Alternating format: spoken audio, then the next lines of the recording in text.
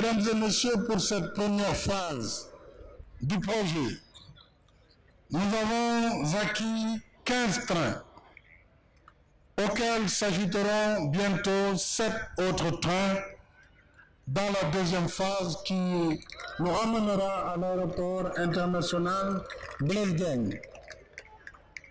Chaque train composé de 4 wagons pourra accueillir et accueille déjà 565 voyageurs répartis entre les classes économiques et la classe affaires, toutes étant climatisées et dotées d'un réseau Wi-Fi. Ainsi donc, les passagers du TER voyageront dans le confort en restant connectés pour le travail ou pour le loisir, en contact avec la famille, les amis ou les collègues. Le projet intègre également une ligne dédiée au fret sur 38 km et une réserve d'emprise pour une 4e voie jusqu'à AIBD.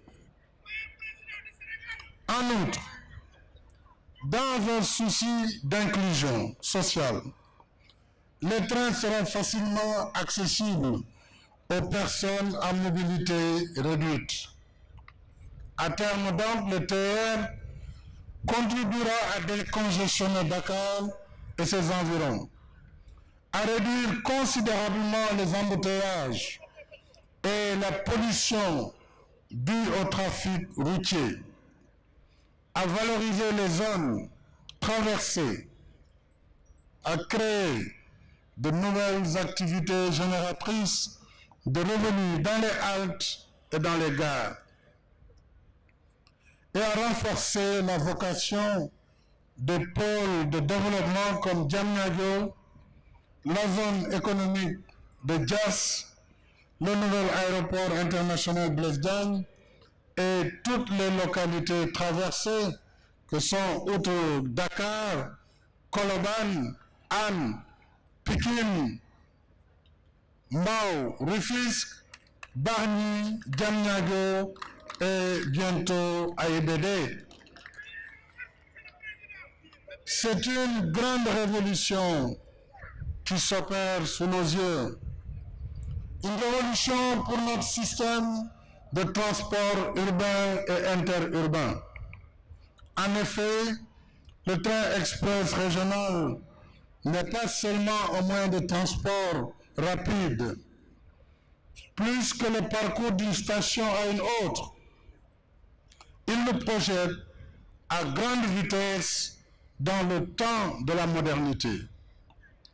Le temps de la modernité, c'était d'ailleurs l'enjeu principal de l'appel d'offres international qui a été lancé pour la réalisation du train express régional avec la participation de 65 entreprises dont les majors du transport ferroviaire mondial.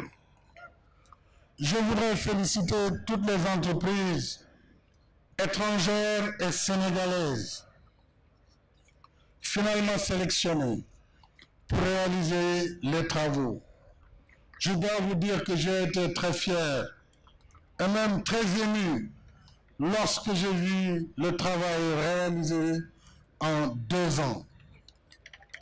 Il s'agit des entreprises dans un ordre quelconque de Yapi Merkezi, Alstom, FH France, FH Sénégal, NJ, Thales, TSO, NJE, CIM, bien sûr, et les entreprises sénégalaises, CSE, CDE et Jetron.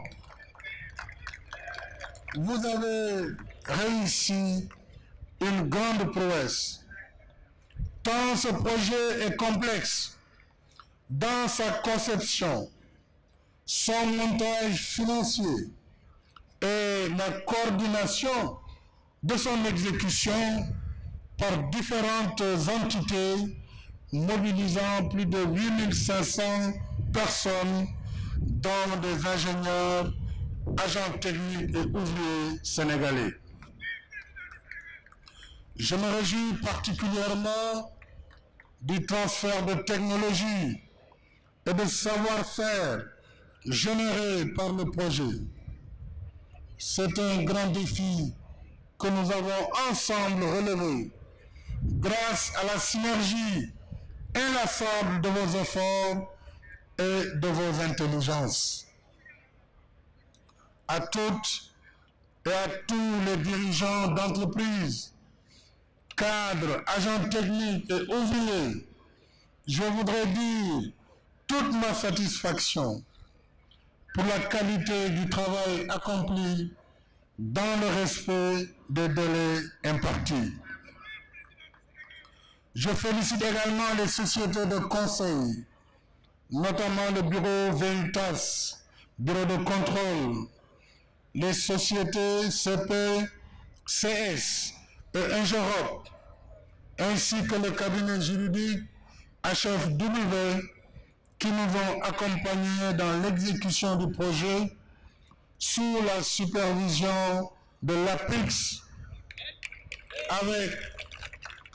je reviendrai sur l'APIX, avec l'assistance de Sistra. Là aussi, je voudrais m'arrêter un instant pour dire, sans l'assistance exceptionnelle de Sistra, peut-être que nous n'en serions pas là aujourd'hui. Monsieur le président directeur général, soyez mon interprète auprès de votre groupe. Et quand je parle de Sistra, il y a derrière la SNCF et la RATP. Donc c'est ce projet, cette entreprise qui a été avec l'APIX comme assistant à la maîtrise d'ouvrage.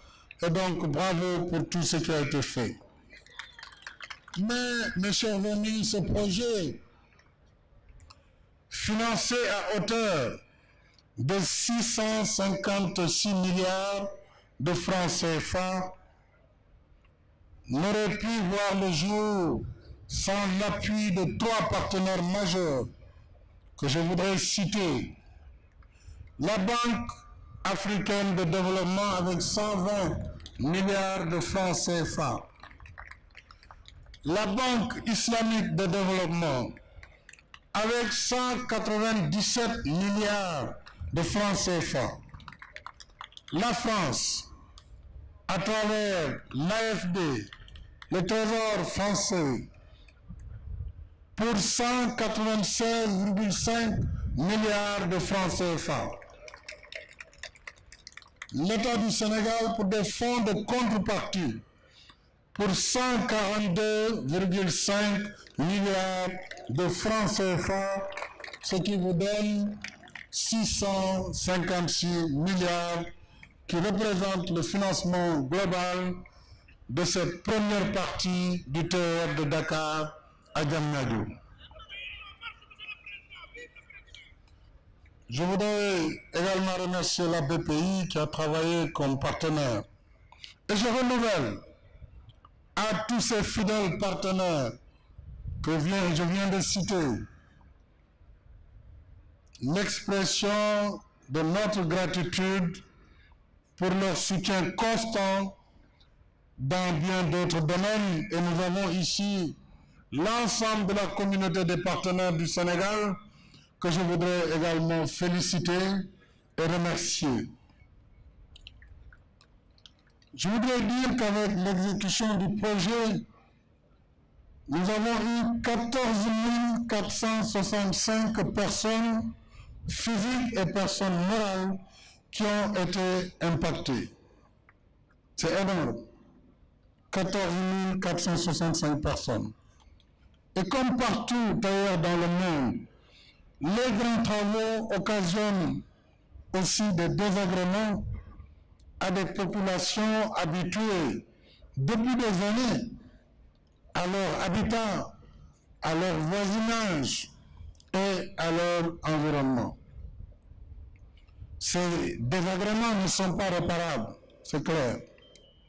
C'est pourquoi je tiens à vous saluer, population impactée du terre, de Dakar à Diamniadio, en passant par Pikine et Rufisque.